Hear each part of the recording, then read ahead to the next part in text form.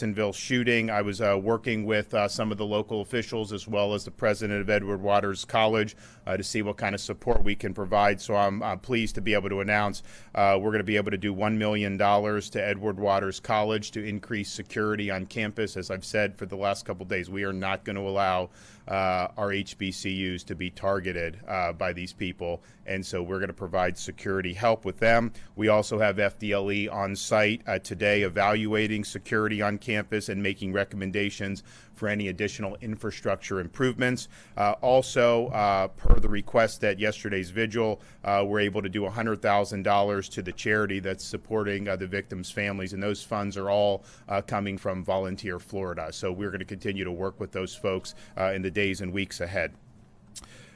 As of 0800 today, 90 miles south of Cuba, Tropical Storm Idalia continues to gather strength. It will become a hurricane today, and it is forecast to reach landfall as a major hurricane, a Category 3. I think it's important to point out, if we were sitting here 3 days ago, a lot of people thought it would end up being a tropical storm. Then they said, well, maybe a Category 1. Then yesterday it was, oh, maybe it'll hit Cat 2. Now there really doesn't seem anything to prevent it from continuing to strengthen. And we've seen this before with something like Hurricane Michael that continued to gather strength. So this is going to be a major impact, and Floridians should expect that this storm will be a major Cat 3 plus hurricane. So please prepare accordingly. The National Hurricane Center currently has hurricane watches in effect for the Gulf Coast from Sarasota County all the way up to Franklin County in northwestern Florida. And this track, if you look at how the models are, there's a general agreement on the track that it's going to take. There's a lot of agreement that it's going to be, somewhere between north of Tampa and Tallahassee. But anything that wobbles with this storm could change that. So pretty much anybody on the west coast of Florida, you can see major impacts. And so please prepare accordingly. We did submit a pre-landfall declaration to the federal government last night. We anticipate that will be approved. I have expanded our state of emergency, the executive order, to include 13 additional counties. So that'll be 46 that are under a state of emergency, of course, on the Gulf Coast, but also as you look at the track of that storm, you're going to see northern Florida, north central Florida, northeastern Florida counties affected as well. So all of those counties are under a state of emergency. Our state EOC is operating at a level 1, 24-hour operations. This is what we do. Now, all counties in the path of Idalia should have their emergency operations centers activated now. Please request aid from the state as soon as possible. There's a relatively limited window here. If you request aid, Kevin and his team are going to get it to you. But if you wait until 6-8 hours before the storm hits, it's going to be much more difficult to make that happen. So tell us what your needs are, submit those requests, and Kevin and his team are going to work to fill those requests as expeditiously as possible. Evacuation orders. I urge Floridians to heed the admonitions and heed the directives from your local officials. There are going to be evacuation orders issued in all these Gulf Coast counties in the A and B zones. All the barrier islands, places that are low-lying on the coast, you are going to be told to evacuate. So just understand that, and that'll be true probably from Pinellas, maybe even Manatee, all the way up through the Big Bend. Keep in mind, if you're told to evacuate, you do not need to drive hundreds of miles. You do not need to leave the state of Florida. You basically need to go to higher ground. Almost every instance, you can go tens of miles to a shelter, to a hotel, to a friend's house, whatever works for you, and you'll be able to ride out the storm. The key is to not be in those areas that are going to be hit with big-time storm surge and that are going to potentially have life-threatening situations. And so tens of miles, not necessarily need hundreds of miles, and the more people that do a more limited evacuation, more local evacuation, you're not going to have the highways and the roads clogged. So it's not necessary to try to outrun the storm. Just get to higher ground, get in a structure that is going to be able to handle the hurricane, ride it out, and then you'll be able to go back to your property and inspect whatever damages. So more local evacuations. You do not need to flee to Alabama, Georgia. You don't need to drive hundreds and hundreds of miles. Now, fuel. We have 35 bobtails and 15 tankers of fuels are en route to Central Florida, 2 pre-staged with a couple 100,000 gallons of fuel. We had limited fuel interruptions with Hurricane Ian, but you never know how that works, so we want to be able to have fuel to be able to get that back on target as soon as the storm passes. We have 7 urban search and rescue teams ready to deploy to impacted areas, and of course we have Florida Highway Patrol, Florida Department of Law Enforcement, Florida Fish and Wildlife, all those folks will be ready to go. So as soon as that storm passes, they will be on the ground helping out Floridians. We have 2,500 guardsmen and airmen that are pre-staged, but 3,000 more are currently being mobilized and are on the way for a total of 5,500. And they'll have at their disposal 2,400 high-wheel vehicles, 12 aircraft. Kevin is also requesting through the EMAC additional rotary wing assets from other states, and we anticipate that those requests will be fulfilled. Schools. Hernando County schools are closed today, Citrus and Levy tomorrow. There will be more counties to come in terms of school closures, and so parents just understand that that's coming down the pike. That, of course, is a local decision that will be made on a district-by-district basis, but I think people should anticipate school closures along the Gulf Coast of Florida for both Tuesday and Wednesday, and perhaps even beyond that. Power. There are tens of thousands of linemen that will be staged, and resources will be staged, and they will be surged to the impacted areas. The goal is to get the power restored as quickly as possible. Floridians in the path of this storm, just be prepared to lose power. This is going to come in, if it's Cat 3 plus, there's going to be a lot of trees that are going to get knocked down. There's going to be a lot of debris that is going to interrupt the power lines. So just understand that is something that's going to happen. These linemen will be ready to go and connect again. Now, some of the companies that do this very routinely, like Florida Power and Light or Duke, they have what they need, they're going to do. Some of the smaller outfits, municipal outfits, county outfits, please accept mutual aid. Please accept these linemen to come help and accelerate the power restoration. It matters. It makes a big difference. Even in a storm like Hurricane Ian, as damaging as that was, the vast majority of people, even in Southwest Florida, did not suffer a catastrophic loss. And so to get all those people back on as soon as possible, it makes the recovery so much more impactful, so much more effective. So those folks are there. They're going to be surged. And if you're in one of those outfits, please accept the mutual aid right at the beginning. And also, please have a plan that as soon as that storm goes, have a sense of urgency to have your folks go and get the power restored. I can tell you the places that did that after Ian, it worked a lot better. When there was a delay, then just people get frustrated. So we believe that time is of the essence when it comes to power restoration, and we have the folks available that can be helpful. Generator safety. We've had a lot of new people move to Florida over these last many years. Some got their first taste of a hurricane last year with Ian, but we've had many people move in even since Hurricane Ian. When you're using a generator, you cannot run your generator inside your house. You could die with carbon monoxide poisoning. So it's got to be outdoors only, and it needs to be at least 20 feet away from the windows and from the doors, and the exhaust needs to be pointed away from your home. So please operate the generator properly.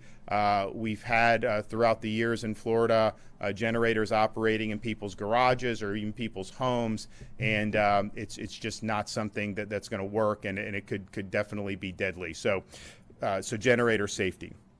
Kevin is going to come up and provide an update from the EM perspective.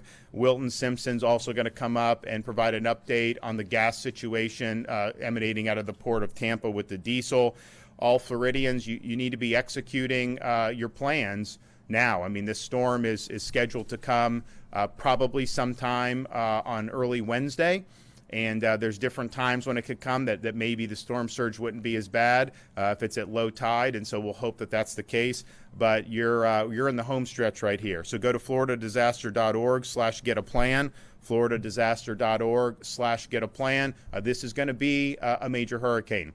This is going to be a powerful hurricane, and this is absolutely going to impact the state of Florida in many, many different ways. So please heed the directives from your local officials. Please make the appropriate accommodations and take the appropriate precautions. We'll have all these people there. They're going to be able to help everyone get back on their feet. But you got to do what you need to do to protect yourself and your family on the front end. Okay, Kevin Guthrie. Thank you, Governor. Again, I want to thank the governor for his leadership, his steadfast leadership throughout the last now probably a week that he and I have been talking about this storm. As of 8 a.m. this morning, Tropical Storm Idalia was located about 375 miles southwest of Key West. Idalia has maximum sustained winds this morning of 65 miles an hour and is forecast to strengthen throughout the day as it moves northward into the Gulf of Mexico. As you can see on our chart here, it's about at 1 a.m. Wednesday morning, it's going to be about 80 miles due west of Pinellas County. And with that is going to be in that general area about 4 to 7, perhaps 7 to 10 feet of storm surge. I expect that storm surge watch and warning will be altered today to coincide with the strengthening of this hurricane. We have been talking a lot with meteorologists across the state as well as emergency managers across the state to make sure that individuals do not get stuck on the cone. If you look at this cone on this graphic that we have here to the left, those watches and warnings for storm surge go all the way down to the Collier-Monroe County line and all the way around to the Gulf Bay County line. Storm surge can be life-threatening at just 2 to 3 feet. Some of these areas are going to experience storm surge well over 7 foot. There's not a person in this room that's over 7 foot tall. So again, please make sure you're heeding the warnings of local emergency managers. The governor just spoke today that you will most likely hear and see evacuation orders start to come out from the Tampa Bay region all the way northward through the Big Bend. The ones that will be given those orders are your local emergency managers and or local sheriffs. When they ask for that emergency evacuation to be implemented, please heed their warnings. Again, go tens of miles, not hundreds of miles. I want to stress again, if your community is not in the forecast cone, it does not mean you are clear. Please look at all of the watches and warnings. As in Hurricane Ian, the very first warning that we had that something was going bad was a tornado in Palm Beach County. We are going to have tornadic activity with this. People need statewide to monitor their local emergency management agency, their local National Weather Service to find out what's going on. We encourage every Floridian along the Gulf Coast to begin enacting their emergency preparedness plans now. Now is not necessarily the time to write a plan. Now is the time to action a plan. Our governor is here doing his job to ensure the state emergency response team has every resource at our disposal to respond efficiently to the storm. I'm doing my job as a state coordinating officer. Local emergency management directors are doing their jobs as local coordination officers. It's now time for you to do your job and make sure that you're getting your family ready to go. Have you taken that time to identify your chosen evacuation route? Do you know if you live in an evacuation zone or not? Do you have a plan for your family? This storm is coming and it is strengthening in intensity. It is up to you to ensure that your home, your business, and your family are prepared. That being said, there is some time to finalize that plan. Make sure you and your family know your plan, including seniors and children. Download movies, TV shows, make sure your battery-powered operation devices are fully charged, that you have battery backups for those. If you're in your yard, you can pick it up. You should put it up. If you can't pick it up, you need to tie it down.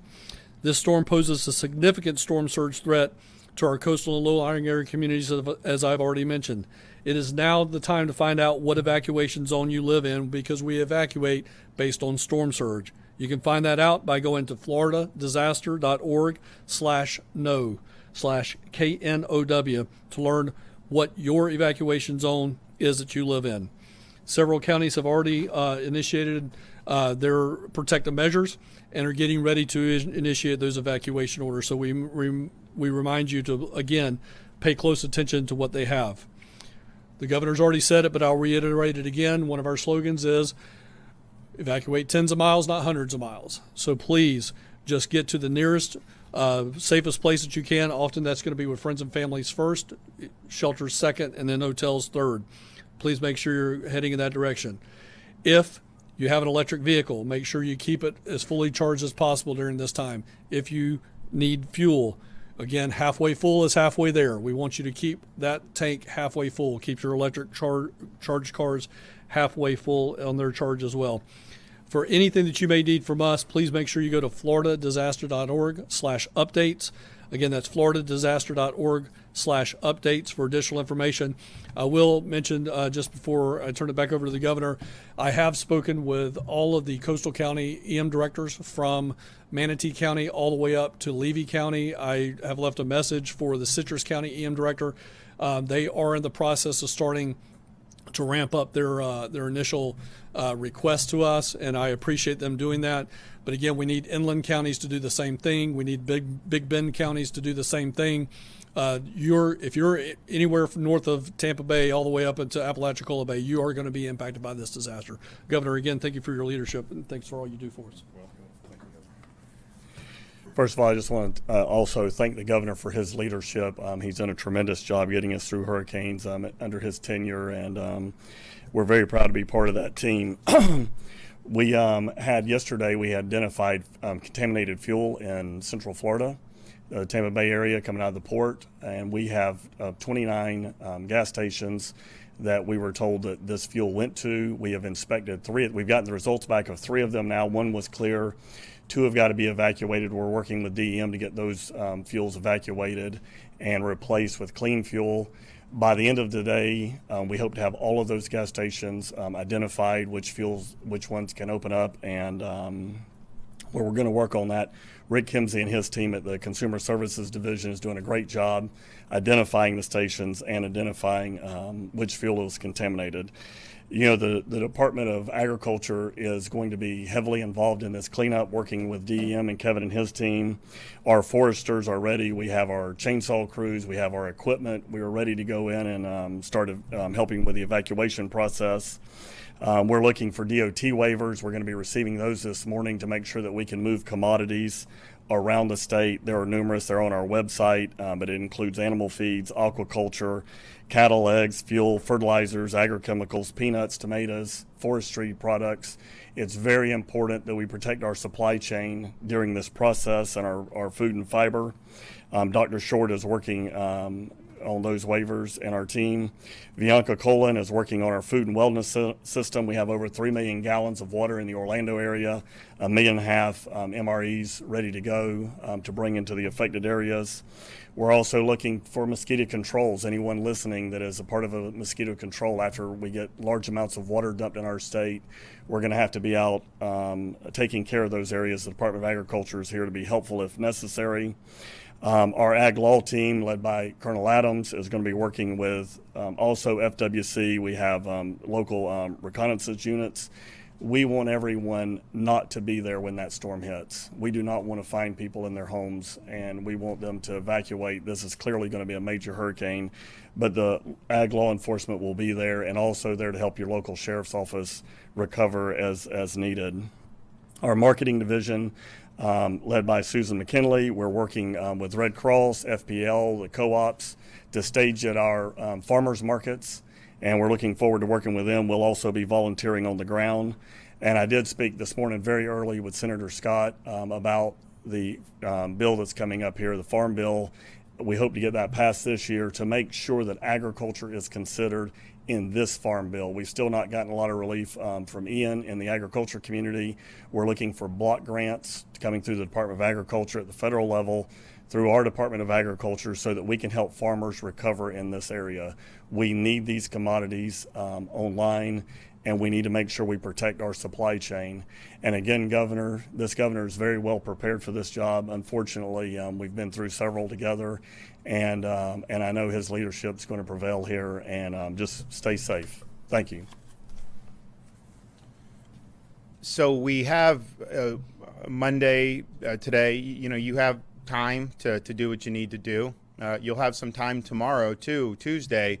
You know, as we get later in the day, you know, you're going to start seeing potential impacts, wind and some rain and whatnot. So just understand that that's what it's looking like. I think as we get into the late Tuesday, early Wednesday, it's going to start to get really nasty. And of course, they're anticipating a landfall sometime Wednesday morning, Wednesday afternoon. So you have time to make the preparations. You have time to do what you need to do to protect yourself and your family. So if you are in the path of this storm, anywhere on that Gulf Coast, from the Tampa Bay area all the way up to Franklin County in Northwest Florida, just prepare for major impacts. This track has been a little bit more consistent than maybe some in the past, but one wobble one way or another, you know, you could start to see even more impacts in places. And just because you're not in the eye of the cone does not mean that you're not going to face major impacts. So now's the time to take those actions, and we will be we will be there, of course, on the back end to help with all the search efforts. Hopefully we don't need to do that because people have taken the proper precautions, but we will be ready to do that. We will be ready to work on the power restoration. We will be ready to work on the fuel restoration as soon as the storm passes. But now's the time to take the appropriate precautions. We do expect Hurricane Idalia to be a major hurricane that will strike the state of Florida. Okay, any questions?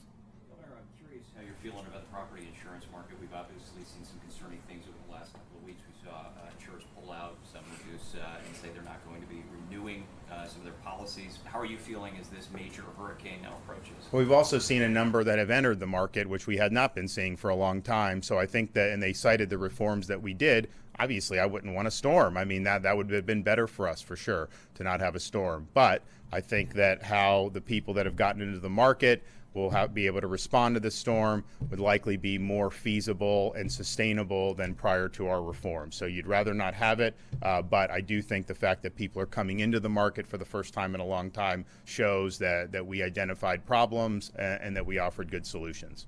Address a little bit the communication looked like so far with the White House. I mean, have you had any? Do you have any concerns with communicating with the Biden administration, considering you're running for Biden's job? No, I mean, look, I think when you have situations like this, you've got to put the interests of the people first. I mean, there's time and a place to have political season, but then there's a time and a place to say that this is something that's life-threatening. This is something that could potentially cost somebody their life. It could cost them their livelihood. And we have a responsibility as Americans to come together and do what we can to mitigate any damage and to protect people. So that's what I've done on all these different issues, and that's what I'll continue to do. When you have these situations, you got to step up. The danger of focusing on the cone with the tendency of the storm to wobble. Could you address that a little bit more? Yeah, look, I mean, so when we were doing Ian, if you remember that, Ian hit on a Wednesday afternoon. The Sunday we were here, and it was going to hit Cedar Key, right? It ended up doing an impact on Sanibel Island. That's where it impacted on Wednesday afternoon. So if it wobbles as it approaches Cuba, if it wobbles, that could take the whole track in a different direction. And so you're looking at really from Collier all the way up to Franklin. It is possible. I mean, if it wobbled west, then Collier would probably have more minimal impacts. If it wobbles east, then Collier would have more. Opposite for somebody like Franklin County. So people just need to be prepared. You should not be too wedded on this. And if you remember, I mean, we've had examples of major impacts outside the cone, even as it was going. Pensacola a few years ago, you said it wasn't even in the cone. Then the next morning, downtown Pensacola is underwater. So people should just understand that and understand that this is an important storm. Now, the models are much more in convergence on this one than on Ian. That is true. And so what the Hurricane Center does, what that cone really is it's just kind of like splits the difference amongst all the models. So with Ian, you had one model that had to go into the panhandle. The rest were closer to the peninsula. And that caused it, I think, to be a little bit more northwest than it should have been. This one, though, most of them are converging on this. But we're going to know probably more over the next 12 hours on the track. Once it gets into the Gulf, it's kind of smooth sailing for this thing. I mean, it's likely to continue to gain intensification. We don't know how quickly it's going to go. I mean, it could potentially start moving quick. So there's a lot of things to be watching here, but just know if you're on that Gulf Coast, particularly if you're in the Barrier Islands, you are going to get some type of storm surge. I mean, there's just no question. And is it going to be Ian level if you're in Collier or Lee? Probably not. But is it going to be significant? I mean, if you're in Pinellas County or Pasco, could you have really, really significant storm surge and flooding? Absolutely. Could you have really significant storm surge in Levy and Dixie counties? Yes, no question about that. So just prepare for that. And that's the thing, when you look at these storms, yes, if you're outside when the wind's blowing 100 miles an hour, you could get hit with debris. That could be fatal. But most of the fatalities are with the storm surge. And so if you protect yourself from the storm surge by evacuating inland when you're told to do that, the chance of you suffering a major incident for yourself personally or your family's health and well-being goes down dramatically. Now, the property, we can rebuild someone's home. You can deal with the property damage. You can't unring the bell, though, if somebody stays in harm's way and does battle with Mother Nature. This is not something that you want to do battle with.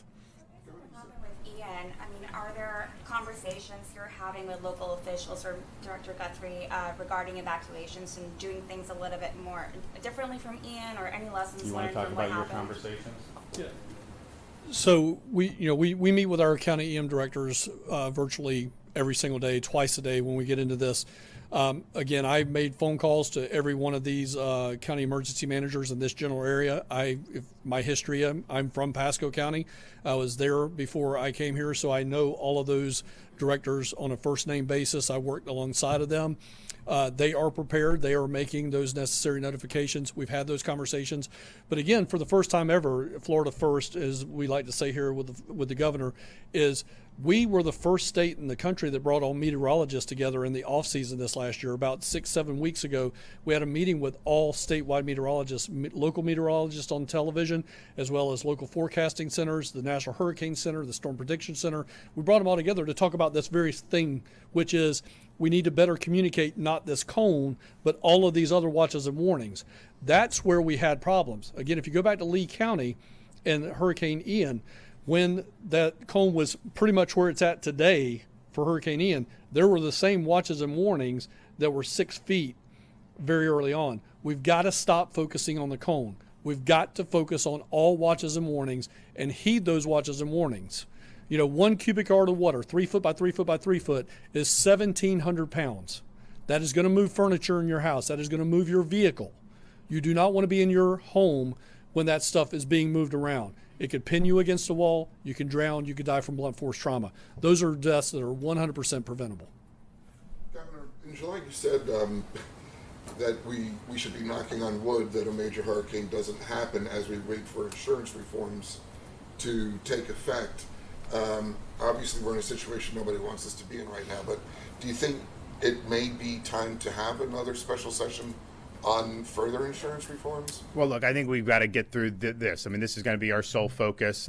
We've got a lot that's been mobilized as it should be done, and we're going to bring all these resources to bear once the storm hits, and we want to make sure people get on their feet. And so I think that's what we're going to be focused on now. I'm always I've always wanted to do more than the legislature's wanted to do. We got the legislature to do a lot more this year than we've ever had. So whatever's down the pike that could be beneficial to the market, I'm all ears for. But I definitely think we've got to get through this. We're going to have a lot of people and going to need to help get back on their feet. I'm proud of how we've been able to handle these, where we really take the bull by the horns and we go in. We have we planned ahead. We have a disaster fund in the state of Florida that we are able to dip into to be able to help doing all this stuff. I mean, all this pre-staging, it doesn't happen for free. You've got to put resources behind it. You put resources behind it to prepare. Sometimes you may not need to use all these resources, but I would rather put money out, be prepared, and then not have to use it than the opposite. And so I think it's been really good the way we've budgeted for this. And then if you remember with Hurricane Ian, when we rebuilt those bridges, we just paid for it. The state paid for it. I didn't wait for the federal government. I didn't wait for local government. We just took care of it. Same thing with some of the housing mission. We created our own housing mission from the state. That had always been done by FEMA, and FEMA did do some stuff, but we were putting trailers on people's front yards so that they can rehab their homes and had a place to stay on their property, so they weren't having to live in a hotel or living in some RV park. So we're proud of how we've done that. We're going to lean in the same way on this storm. On the fuel leak, when did that actually happen, and how long did it take for your department to find out about it? So we believe Saturday. It was through DOT, through a weight measurement. Diesel is, I believe, much heavier than gasoline. We realized that there was a contamination. So our team, headed by Rick Kimsey, went into effect. By Sunday morning, we knew that there was a contamination. We knew there had been human error. And I'm giving you dates from through the weekend. But the reality was, as soon as we knew there was a potential contamination, we put out a notice. Within just an hour or so after that first notice went out, we received a notice from Citco telling us which stations where the manifest had led that fuel to be.